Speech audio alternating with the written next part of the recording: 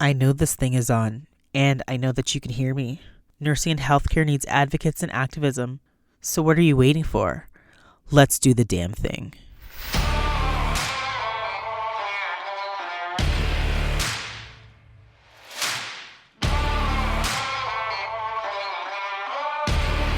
Hi, and welcome back to The Gritty Nurse, an unfiltered conversation about healthcare, nursing, and the intersection of health politics and policy. My name is Amie, and I am The Gritty Nurse. This podcast examines hot topics in healthcare and discusses the changes that we need to see to have a more efficient, robust, and ethical healthcare system that is safe not only for the patients that we see, but also for those who work in the system as well. Sorry, no fluff here, just awesome, compassionate humans and a lot of grit. If you're watching on YouTube or listening on Apple Podcasts, Spotify, iHeartRadio, or any other podcast platform, please hit that subscribe button so you never miss out on any real stuff from The Gritty Nurse. So, you rely on us every single day. And I don't mean just us by nurses, healthcare workers, nurses, physicians, social workers, anybody in the healthcare game or space. We are the people that are, supposed to save your life. But who are saving our lives? The truth is there's actually a serious issue with addiction. It's a rising crisis that's tearing through the healthcare field. It's a crisis hidden by long shifts and professional secrecy. Again, just clouded in stigma. People don't want to talk about the fact that nurses, physicians, allied health workers suffer from addiction as well. The numbers are stark. We know that about 10 to 15% of nurses will struggle with substance abuse, and we also know that the risk of fatal overdose is not equal across the board. Certain groups are alarmingly more vulnerable. Registered nurses are 2.2 times more likely to die from a drug overdose than a non-healthcare worker, which is crazy. I didn't even know that stat. Social and behavioral health workers face even a higher risk, 2.55 times the rate of the general public. Physician suicide rates are shockingly high, and the substance abuse is a major contributing factor. So we need to talk about it. We need to talk about those high pressure factors that are driving this situation to continue to occur, including the fact that 43% of drug related deaths in healthcare workers involve medications directly taken from the workplace. This is not a Nurse Jackie episode. This is not anything that you've seen on TV. We're talking about real people. And with today's episode, I have brought my husband from a typical podcast, Jordan, who's a social worker. Welcome, Jordan, to the show. Yeah, it's an important topic. I don't think a lot of people are as aware of it as they should be. When you look at the workplace culture and the environment that nurses work in, doctors work in, these healthcare professionals work in, I don't think it's too surprising that, especially that kind of pull yourself up by your bootstraps mentality that seems to kind of pervade healthcare broadly, particularly those at the hospital. So I think it's really important to realize that and understand that, the problem is stigma, amongst other things. There's many root causes to this issue, but the reason why it's pervasive is because of stigma. Because if you could acknowledge that you're struggling, things wouldn't progress so far. And it impacts client safety, and it impacts the safety of colleagues, and it impacts the safety, of course, of the individual who's using substances. So I think that it's really important that we talk about this, and I think that a lot of people can take learnings from it. I think one of the things that why this kind of bubbled to the surface, and I always wanted to do an episode talking about addiction because we have people in our lives who have faced addiction that are still struggling with addiction. And I think that even the fact that, I've probably done 6 seasons of The Gritty Nurse, and I don't think I've actually had an episode talking about nurses who are addicted or healthcare workers who are addicted to substance that continue to work. And I kind of maybe wonder why that is. I don't know why I haven't had an episode. I know that, to be honest, I can't think of any specific colleague that I work with in this current climate that is facing addiction, but the stats are there. The stats are quite alarming, knowing that there is most likely someone that I've worked with that has faced challenges with addiction. And again, like I said, this kind of bubbled to the surface most recently with a nurse who, again, I don't know the full details. It's kind of like I'm only reading off the headline, and the headline said that, you know, this particular nurse, they didn't actually mention her name her name is Lindsay Ward, and she was 34 years old, 30 weeks pregnant. She's a NICU nurse practitioner, and her husband actually works at the same hospital. He's an ER nurse, and she was found dead in her vehicle in the hospital parking lot. And again, the article said that she died by overdose, but again, some people are saying, you know, it wasn't overdose in terms of, you know, opioids or whatever it might be, that there was another problem, that it was, you know, mental health. And either way, I think either way you slice it, right? Whether it was that, you know, this nurse had an addiction and died by her addiction, or this nurse had a mental health problem and died by suicide, it's both very, very, very tragic. You know, we had two people lose their lives. She was pregnant, 30 weeks pregnant, and she lost her life as well. And I think that we just don't open these conversations. And it actually really brings me back. And I don't know how much you remember of this conversation that I had way back when, of my first kind of encounter about talking about someone who was, you know, using alcohol as a way to cope within the workplace. And I should have known that this person was a fucking asshole from that conversation. So to be clear, you're talking about the person who was talking about the person. Yes. Abusing substances. Yes. So not the person abusing substances or the person that was utilizing substance to cope, but actually the person who was talking about this individual. So let me back it back up. You know, I've talked about this time and time again about this particular leader. She was a maternal child leader at an organization I used to work at. My first instance of meeting this individual, I remember, you know, I signed my hire documents, and I'm sitting in this director's office, and she's like, "Did you know what happened to the director previous to this role?" And I was like, "Nope, I can tell." And she went right in, and she's like, "Oh yeah, you know, she actually," it's like, it was like a ghost story. "Oh, she still roams the halls of this hospital." And I was like, "Okay." And she's just like, "Well, yeah, you know, you'll probably see her around here, you know." I remember I was working with her, and one day she was just drunk behind her desk. And I was like, this is kind of a fucked up story. And she's like, "Oh yeah, you know, instead of them getting rid of her, they just kind of move her around from here to there. And eventually, you know, hopefully she'll just be gone." She made this whole unit a shit show. And I was just like, to be honest, I was fucking shocked. I was just like, this is day one, and this is the conversation we're having. And I was shocked in the fact that, like, I just didn't know how to respond. So I wasn't sitting there like, ha ha he he, this is whatever. I just probably was sitting there like, I don't know I don't know what this person looks like. I don't know who this individual is. I don't really care about her addictions, but this was like my introduction to someone that I've never met. So already, like, this tarnished reputation from someone who's clearly struggling. And like I said, I should have known this person was an asshole right from the hop, right from the jump, because obviously this person, no one wants to come to work drunk. No one wants to come to work that they've taken substances and be caught. Nobody's asking for that. But clearly that should be a pretty good indicator that that person needs a lot of help. If someone is coming to work intoxicated, high, whatever the case may be, that's not just like, "Oh, you know, I want to show you what the situation here is." It's literally a desperate cry. That's something that's not, it's not like they just woke up this morning and did that. That's something that's long standing. And this was my first impression of this individual, and I never met her. And I remember seeing her, I think, you know, through various subsequent meetings. I think she was moved into another department, but then later ended up, I think, leaving the organization. I'm not 100% sure, but like right off the hop, like a tarnished record. And I was just like, this is really disgusting. And again, I didn't even have the opportunity to, and I think this is where, like, I talk about like nursing charting. It was like literally that like nasty nursing charting about a patient or about an individual in this most derogatory light. So when I meet that person, I'm going to have that same interaction, having all that in the back of my mind, as opposed to having compassion. Yep. That's just it.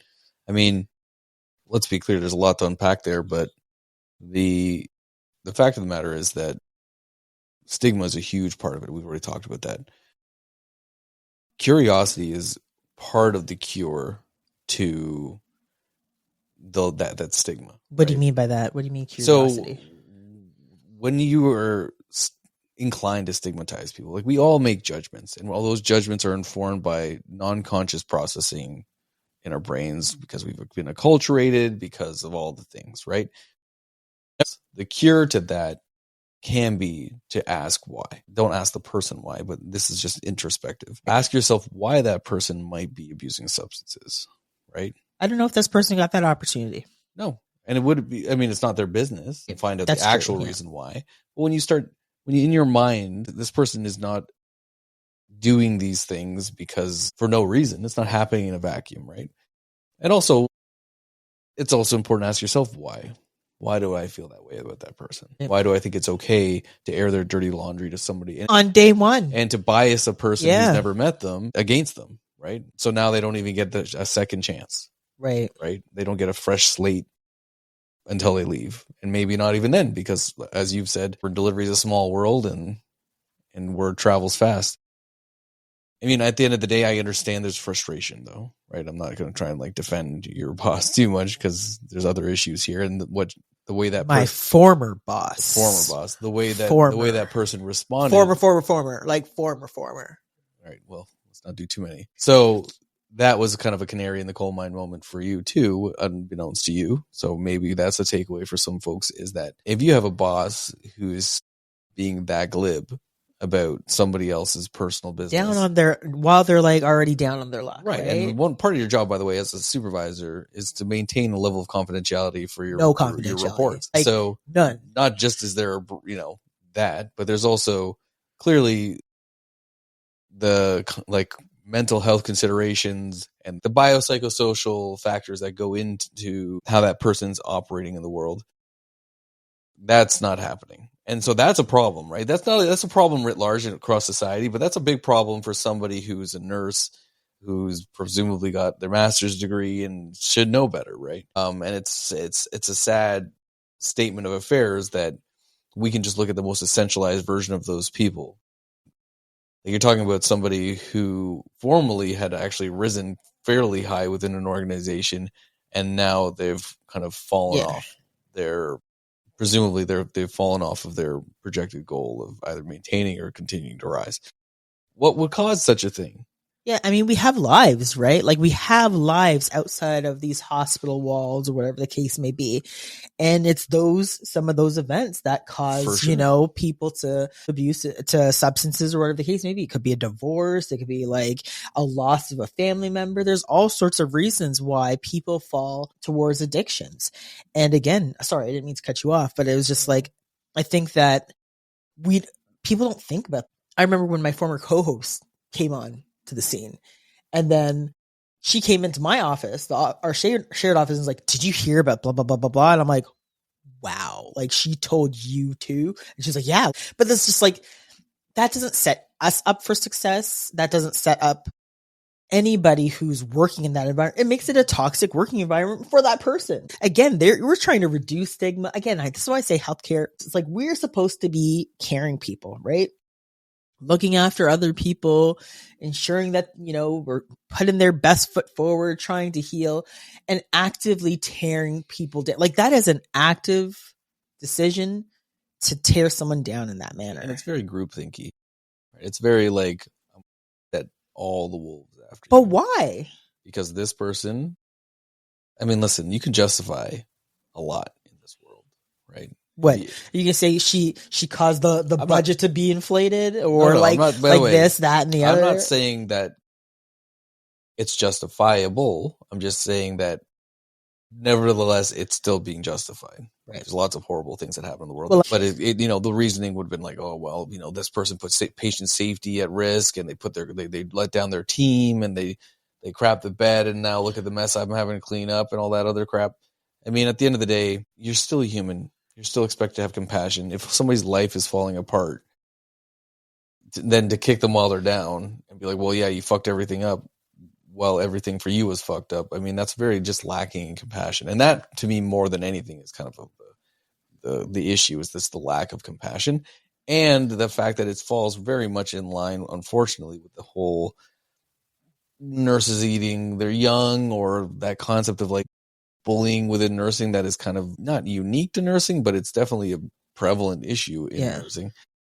So And I think that there's lots of ways to address it, but it's sad that when it's coming from somebody in such a high position. yeah, again, it wasn't like this wasn't information that I needed as like a clinical educator, or as like this information is going to help me do my job, or this information, like, no, it was absolutely should have been kept confidential and absolutely none of my business. And I think that, probably through stigma and shame, that's probably why this person ended up leaving the organization. I don't know. I don't know 100%, but if I knew people were talking about me behind my back while I was struggling, knowing I had, like, I could only imagine how mortified that individual was to be found in that type of way where she needed help so publicly at her workplace. Like, I think that would be mortifying for anybody. That would be like one of those moments where you're just like, yeah, I need help. And to take that and to share that like amongst the team, I mean, I wouldn't want to continue to show my face because of how. Sorry, but it functions like a pillory. Do you know what a pillory is? Tell me, what's the word of the day? Pillory.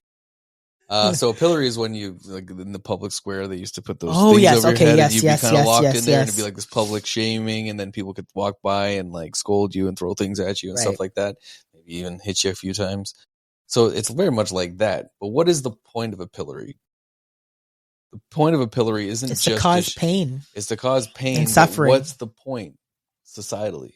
It's to teach everybody else that if this happens to you, that if you do or this, you do this is what's going to happen to you. So what's the broader message that they're reinforcing that stigma? If you were of all the nurses and all the people in the hospital, anybody who knew, which sounds like pretty much everybody.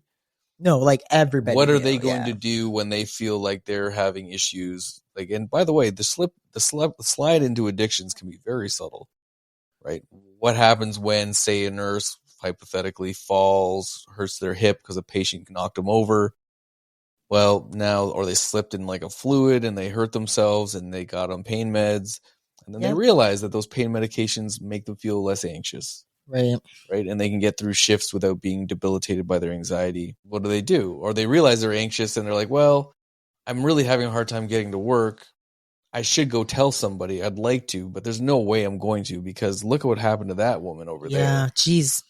Right. It makes me think, just like through having this conversation with you, it's like healthcare is the stats are there that healthcare is a ripe environment for this to occur, because not just because of the availability of medications, different things like that, but because of how toxic and awful we treat each other. Yeah. That in itself creates this really toxic environment where you're just like, if I need to cope in silence. I can't let other people know what's really happening with me, because like you said, I'll be like, that is the pillory that will happen. Oh gosh. Anyways, before we get into barriers and talking about all of that, I want to just talk a little bit about stats. And again, this is where Canada has an issue. And I'm speaking to you leaders who have the availability. And again, because we've created so much stigma around this, people probably won't come forward.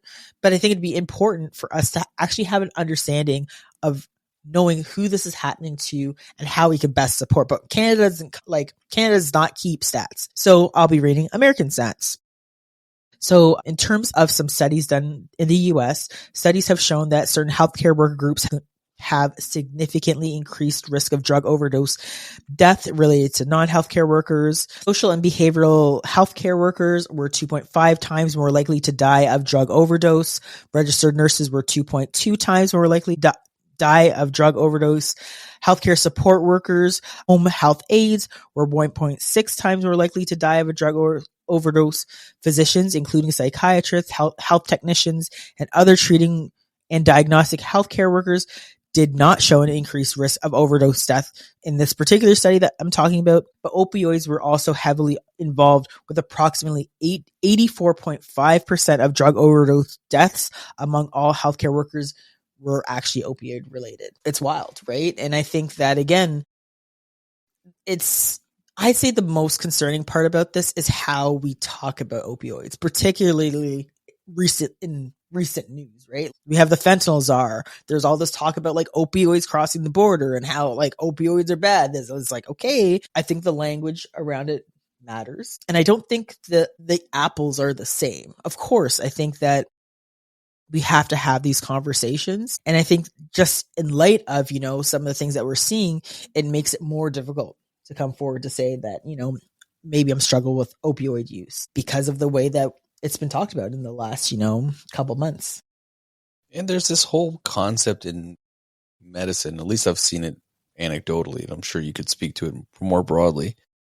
But there's this whole concept that you kind of have to hoist yourself on your own to when you're a nurse. Like so when you're not feeling well, if you're feeling overwhelmed, if you're feeling stressed, you got to go in because you don't want to affect the staffing ratios. Right. You don't want to short shift your colleagues or whatever, right? Or if you're a doctor, it's like, well, I'm the only one who can go in. There's literally no other pediatricians in rotation. I got to go in just regardless of how I feel.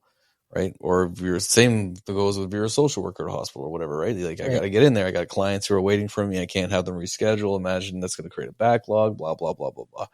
And the whole concept around taking a mental health day is still relative. Like, I think people are like, I'm sick with a virus or a bacterial infection, or I'm injured. Those are like tier 1 legit. And then tier 2 is a distant second. I need a day off because I'm stressed. Right.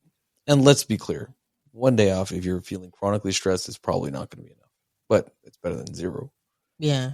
Well, people still feel like very apprehensive to take mental health days, like very like, and again, I'm telling you, you do not have to tell your workplace why you're taking the day off. It's none of their business. You can literally just say, I'm not feeling it. That covers. But you aren't feeling well. Exactly. Like, seriously. That covers everything. That could not be feeling well, including I'm feeling under the weather, I hurt my leg, and the less specific you are, the better it is, to be perfectly frank. And if you have a very supportive boss, it's your business. Yeah. Right? And it's so shameful that we have to be like, you don't have to give them this information, because again, until workplaces really prove themselves to be safe spaces. And again, the conversation's starting to happen more where people are talking about mental health days and using them as a form of sick days or whatever the case may be. I think at the end of the day, like I said, you don't have to explain anything to anybody. You take the day if you need it. So this is all in an effort to prevent the circumstances that can lead to addictions. But once you have an addiction, there's many different complicating factors involved in terms of like, okay, well, this coping mechanism, which is really what an addiction is. An addiction is your attempt to manage the pain that your brain is experiencing vis-a-vis anxiety, depression, whatever. And so the addiction is there to work as a salve against that unremitting pain in some cases, right? So how do we approach that in a way that's effective? And so the current way it works right now is complete nonsense. Oh God. Like, do we want to talk about what the current climate is? Well, for a nurse, I mean, it's not just like if you're working at a bank. I mean, it's bad enough. And by the way, there's case history around that too with TD. But at a bank where it came out that employers do have the responsibility to kind of help you out if you have an addictions issue. It just seems to have not worked its way into. I mean, it's hard enough in that circumstance, let alone doing it in a hospital.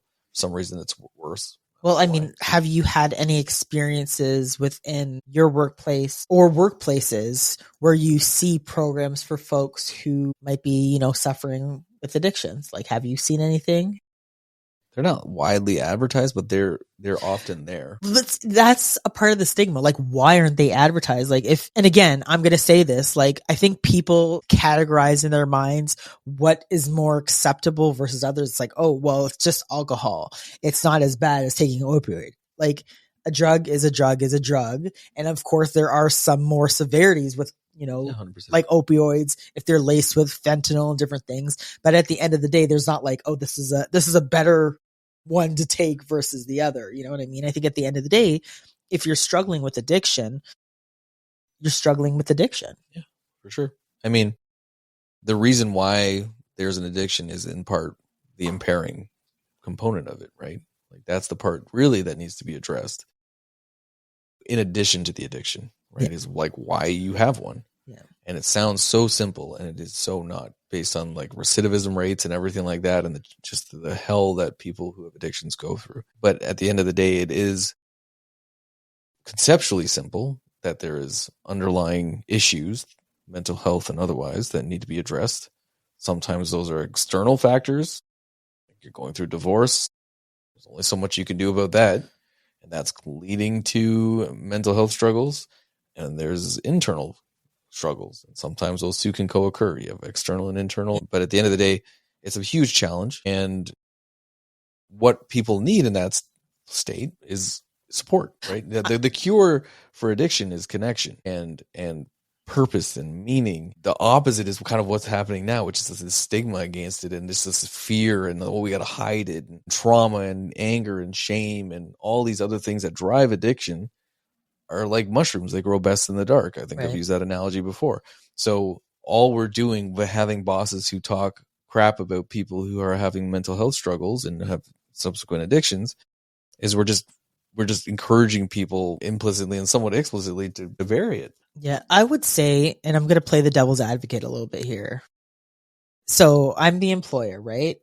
What is my bottom line? My bottom line really should be to make sure that I have happy customers, but also happy workers, because happy workers equals like more productivity, better outcomes, better, like all of these great things. I'll stick specific to healthcare because again, if you have nurses that are happy, that are thriving, that feel that they're in a good place, that are excited to come into work, I tell you, the patients know it. Like the way that like the evidence shows that the outcomes are better versus a workplace where you don't want to go into. The environment's toxic. The people are catty. The management sucks. Your directors are garbage. They're never there. Again, I think it speaks to the business of work. But like I said, playing a devil's advocate, healthcare is tricky. And I'd say in the States, it's probably even worse. So, right? Where we want productivity. We say we want best patient outcomes, but we don't treat our employers like they're people. They're machines. We want them to, and I think, and I've seen it time and time again, the hospital's bottom line is like, did we meet the budget? I've sat in meetings where they're just like, oh, well, we're not meeting the budget, so we're going to cut nurses or we're going to cut this. It's like, what is the actual bottom line here? And I would hazard to say that a lot of people would say that it's the business. There's many problems we get into about corporate culture, but it's so often because it only operates within 1 year, 1 to 5 year. That's the length of the vision for most corporations, right? It really can result in people tripping over dollars to pick up pennies. Right? It's like, no, we got to hit the bottom line by fiscal year end this year. But it's like, okay, but if you don't treat your people well, if you don't spend the money up front, like invest in a 10-year plan that's going to result in your workers feeling supported, like you have their back, then there are going to be all of these hidden costs, right? Yeah. Well, and these are the hidden costs. And when I did my HR degree, there was so much of what was involved. What? Hold on. What was that? Did you say that you did an HR degree? I have more degrees than a friggin' Okay. So when I did HR, I was very indecisive. When I did HR, pretty much one of the main things that you do in HR is you try to write proposals to convince executives about the costs of these hidden issues that go on in organizations. Like, if you don't invest in your staff's wellness by promoting wellness, it increases sick days by X amount. Right. So everything has to relate back to the bottom line. Same thing. Like, so you do have to speak their language, and that just makes things take longer. But listen, nothing in this life is free, even especially in a hospital. I get why you have to come up with these cases, but by now it is worn out by myriad papers. It's just these CEOs are now choosing to a certain degree to not take them seriously. It is important to invest in your employees' health. It is important to invest in their safety. It is important to invest in their mental health and wellness, because those do hit your bottom line.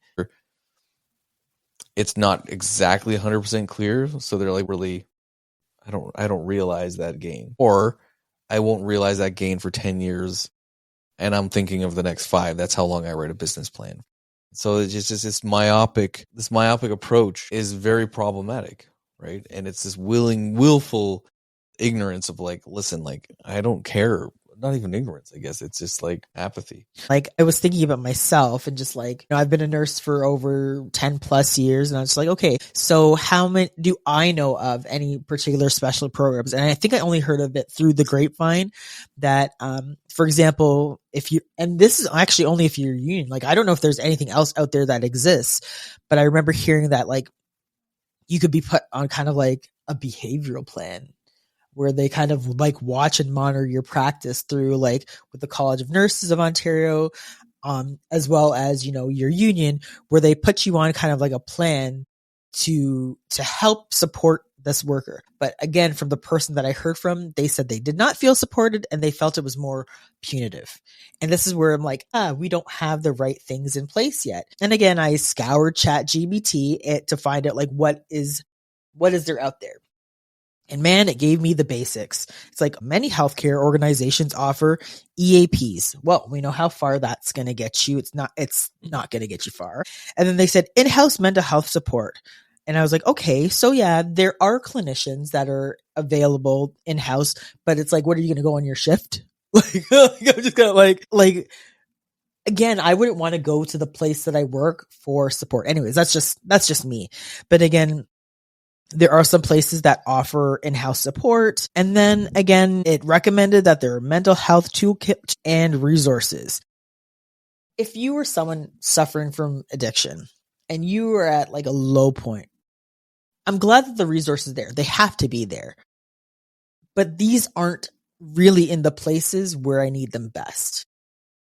You know 100%. What I mean? Like, it's like, to me, I'm just like, something seems like it's missing here. Like, when I'm hired, maybe I'm wrong. I should know where to access resources if I have issues with addictions. I should know.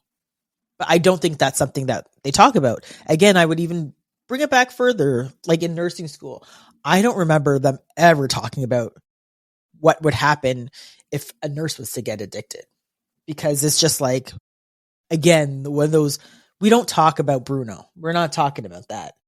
We'll talk about patients and addictions, but we won't talk about, the fact that this job in itself, based on the patients, the families, the experiences, the trauma that you see, can cause you to have an addiction. I never heard a word uttered in my profession or in my upbringing or up teaching, I should say, in my teaching, that addiction could be something that comes with the job.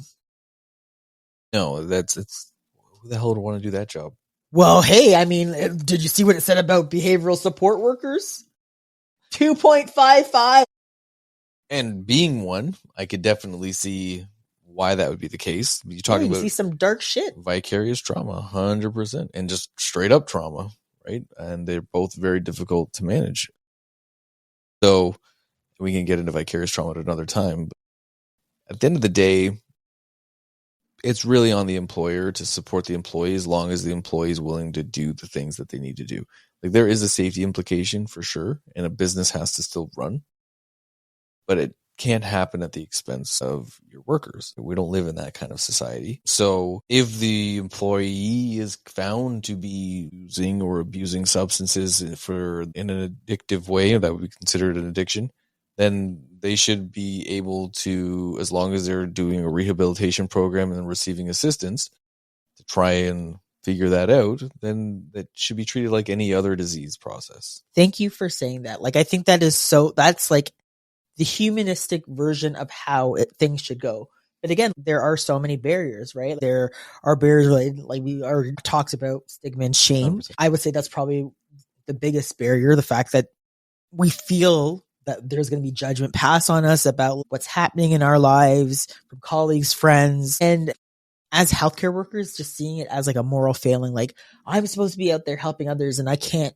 And we take that so hard on the chest. And I think that's because how we're taught in school that we're supposed to be these like pillars of strength, but not realizing that we're still people too, right? I think that also what prolongs the fact of us actually reaching out for help, because we're like, trying to continue to swim above water because we're like, we got it. But things are happening and it's so bad that we're actually drowning.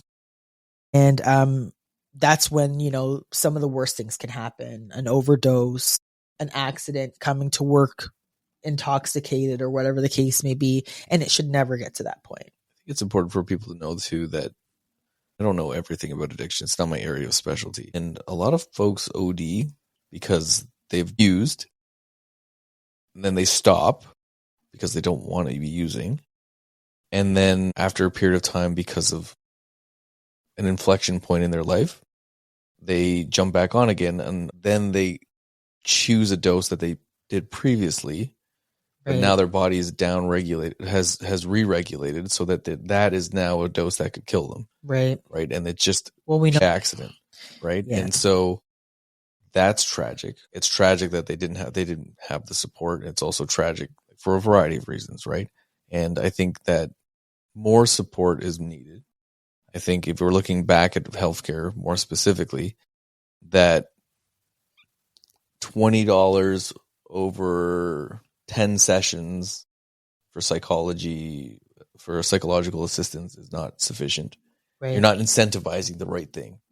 Like, there's only so much help you can get from an EAP because there's limitations both in scope and skill set for the people who work at the EAP, but also in their ability to diagnose things formally, which really is where the rubber meets the road with hospital administration. If a social worker writes you a note saying, yes, this person's suffering from major depression and anxiety issues, we're actually literally not even allowed to write those notes. But why not cut out the middleman? Get rid of EAP programs and strengthen, your mental health support program, where it's like, okay, we will give you these funds for you to choose a person of your choice, you're choosing to get the support. Because I think the EAP is cheap. Well, and here's the thing. So let's be clear.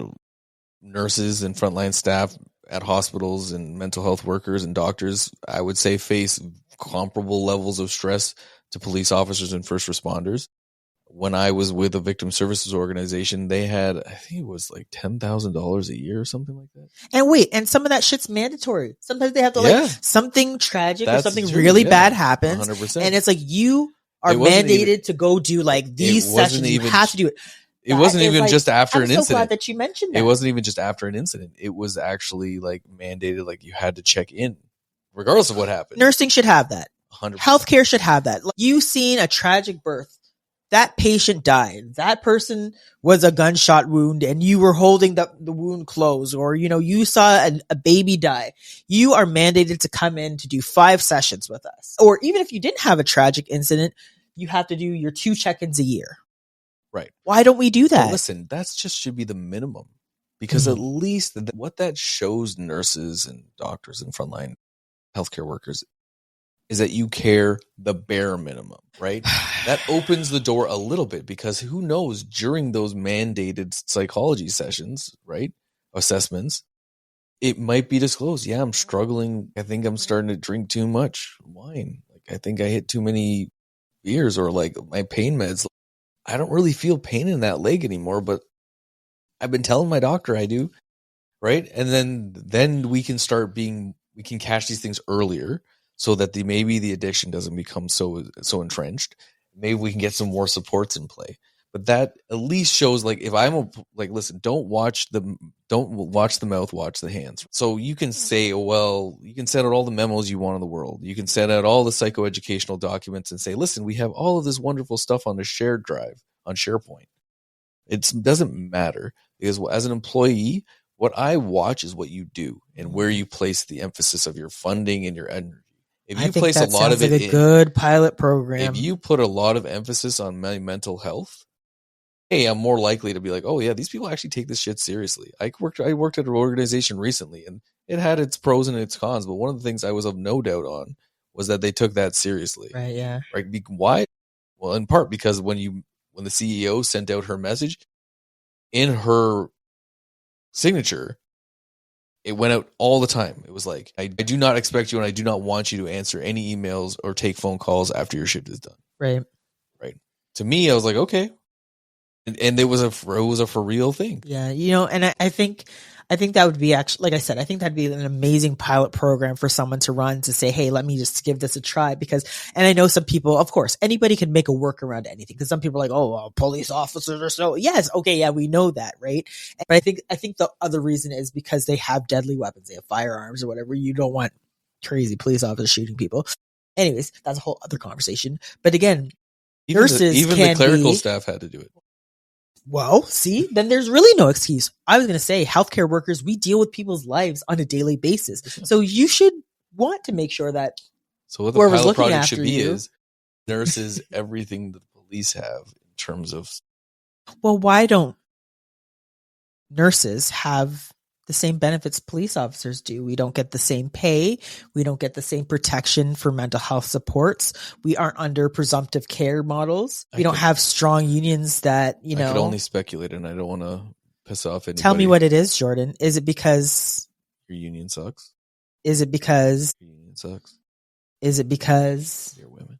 Yeah, that's exactly what it is. Our unions suck. Not all the unions suck, but some suck. But yeah, like I think this is where we need to be not just taken more seriously, but like demanding the fact that look at these other professions and what they get in relation. The evidence speaks for itself. Like the CFNU has been like, we face more burnout, more challenges to that similar to police officers and firefighters, higher than police officers and firefighters. So why don't we have some of the same measures put in place? Our unions have to do some work. But again, just backing it up again, just talking quickly about the barriers, like again, that there's always fear of, you know, losing your job or your license. I've heard that time and time again. Like I could just show you the stories I received from other nurses saying like, the main thing is they're like, we just don't want to lose our license. We have to work. We need income. And if I disclose that I'm addicted to whatever the case may be, I'm going to lose my job. And again, that's a concern. If people don't feel that they can come forward because they're going to lose their work, then we have people that are addicted and not getting support. Again, there's that issue related to financial burdens, confidentiality concerns, thanks to that person that my first job on, they blurted out this person's business. And then again, it's no shock that this is considered a barrier where people don't feel that their information, if they share it, will be held in confidence, right? And again, I think, you know, we've kind of touched on the lack of awareness just in general. Like I'm saying, like, I don't know. I've worked for a nurse for, you know, over almost 15 years now. And I'm like, okay, I don't know about the programs. I don't know anything at the ground level. And again, just workplace culture, high stress. It's just like the environment is just right for it, right? High stress environment, fast paced. We work hard. I wouldn't even say we play hard. Like we work hard. Hierarchical, all of these different things that kind of create that ripe environment for, you know, substance abuse or substance use, I should say, to actually occur. Access. Right. And having that availability and access. And again, I bet you that in relation to supportive return to work programs, I mean, they were still asking me how much I can lift when I was having my challenges with mental health. So what is the solution, right? Like we talked about the challenges, the barriers, the fact that, you know, we're not being treated in the same manner, but like, what are we asking for? What do we need to see? What do you think? I think nurses need to stand up and demand at least. Our legs are tired. I guess you didn't expect me to say that. Put your Birkenstocks on. My legs are tired. Put your Birkenstocks on. Stand your asses up and demand more. You don't hear police and firemen freaking, like, you don't hear them pussyfooting around. Yeah. Like, when they want something, they get it. If they want $10,000 worth of benefits for mental health related issues, they get it. In fact, some of them don't even want it and they get it. Because it needs to be there. It needs to be accessible, because if you get that moment where you're like, I think I do need help, you're not sitting there looking in your pocket and seeing a moth fly out going, oh, well, that's not really a priority for me financially right now. There's no excuse for a police officer to not go get therapy. You're just like, well, I got 10 grand just sitting over here not doing anything. I might as well go and try it out. So removing barriers, increasing, and putting your money where your friggin' mouth is. Yeah. Right. And also, like, from the executive down, training your folks on the importance of mental health and healthcare and what their priorities need to be on the ground level. If your employee comes to you and says, listen, I'm burnt out, and you have to take that seriously. Yeah, I'm sorry, folks. You're going to get mad at me. But one of the things that I've noticed about healthcare is we are so reactionary. Like everything is 100%. Like some shit happens and we're like, oh, we got to fix it now. It's like we don't talk about prevention nearly enough. We are so focused on treatment. And I'm not trying to awaken some of those other people. But like, I agree. We are getting into a situation where like everything's treatment. We're going to treat you. You're going to treat. It's like, well, what are some of the things that we can do to like prevent? Like, what are the upstream approaches to saying, okay, we know that this is an issue. We know that folks face this. So what can we do to prevent it? Right? What are some of those things that we could put in place to support workers who might be doing this? Like we need to kind of, pull out that stuff like right from the hop, right at the beginning of when you're employed, to know that here are the various forms of access, or, like making us feel that if we're struggling, we can reach out for help, right? Maybe stop stringing people along on contract and part-time work too, so they can actually access the 2 pennies that you give them for mental health resources. Indeed.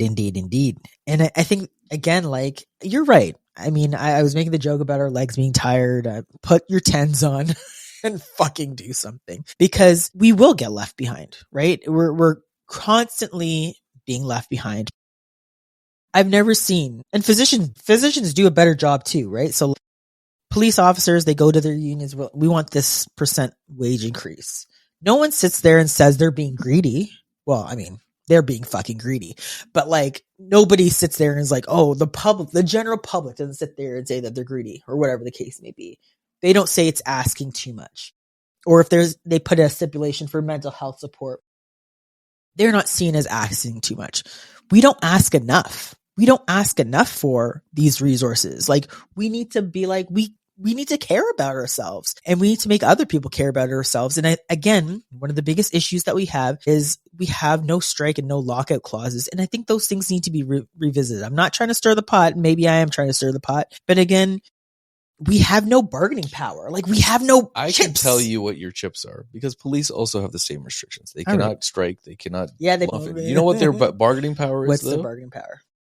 That if their union says don't vote for this party for this election, then all of them won't vote for that party in that election. And sometimes when they're that close, they are the deciding factor, or a huge deciding factor. They vote. Okay, so there are 26,700 police officers in Ontario and 190,900 nurses. Right. If you vote as a block and say, listen, if we don't get X, we will not vote for you. You will not have our endorsement. That carries weight. Well, I see we can't be political, but police officers were tweeting all sorts of crazy shit. We're being super, super political. Listen, so I don't understand. Police officers are very political. Well, I don't understand why we can't be political too. We need to put our best interests forward.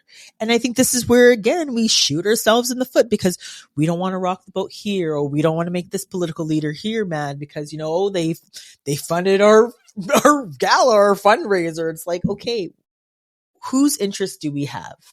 Our own interests or other people's interests? We need to talk about solidarity in nursing. Like, we just don't fucking get it yet. Like, it's just like policing, firefighters, I'd say even paramedics. They have this whole, like, we got each other's back. It's like crickets out here. Yeah. I've always said this. If nurses, teachers have their shit way more together than yeah, man. That's why they can get shit done. But it's just like, we have a solidarity problem. We have a problem where we feel that we can't ask because we don't want to seem like we're being pushy. We don't want to seem like we're asking too much. Oh, the public might think we're greedy. We need to stop that. We're not greedy. We want fair, honest wages. We want to make sure that we're kept safe and protected from violence. And we want to ensure that we can take care of you people. Like, we want to be able to take care of people, but we need to be able to take care of ourselves. Let me remind you, nurses, of one very important fact. Every year we hear about the police budget going up and up and up, and everybody bitches and complains for 2 weeks. And then after 2 weeks, guess what you hear? Radio silence. Because nobody cares after 2 weeks. 2 weeks is a overestimate, right? Because they'll complain and then they'll just pay the bill. Yeah. Right. And so you have to have the same strategic mentality. I'm not saying it's easy. I'm just saying that if you care about something, you'll make the time and you'll put in the effort. And this is something that's so critical to you because you make up more than quadruple the number of police officers in the province. Could you imagine if we got our shit together? Could you imagine Unreal. the bargaining power that nurses could have across the province, across Canada? Because again, we outnumber physicians, we outnumber allied healthcare workers, we outnumber teachers. Could you imagine if we could get our shit together? Can we get our shit together for our own mental health? Like, that's the question, right? So, more generally, we talked about the findings. They're drawing the importance to talking about and linking that there's evidence that shows that working in healthcare, there is not just a correlation in causation, but there is higher risk that you might be suffering with addiction or struggling with substance abuse issues. What we need as a healthcare society and collective. Another LMS module. Oh, wait, sorry. That's not what you need. What we need is confidential, effective treatment, upstream approaches where we're not just slowly focused on treatment, but identifying the issues. And then also, we got to pull up them 10s, spend an extra hour out there and being like, those guys got it. Our stats are worse. Here's why the public needs to know why we need to get it too. Because I think if we get buying power from the public saying, hey, we need to support nurses, and that nurses start showing up because, we also have to show up, that maybe we can shift the zeitgeist. I mean, that's wonderful. And be great if the public came on your side. But as anybody in kind of industrial relations knows, like, public opinion ebbs and flows depending on whether or not they get what they want or not. Teachers know this because if they strike, they tend to strike at times when it's least opportune for parents, but that's so that they get the attention of parents. Nurses can't strike, but what they should do, like, I'm no strategist, hold on, I'm going to correct you. Cannot strike here in Ontario because of our collective agreement. But things can change, and I think things should change. But listen, in the immediate, without that changing, because it hasn't changed for a long time. Stop being a realist. That's what it's called.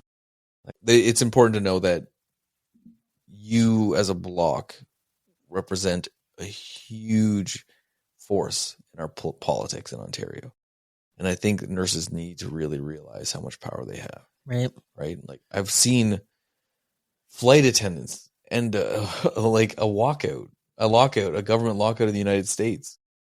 Right. This was years ago.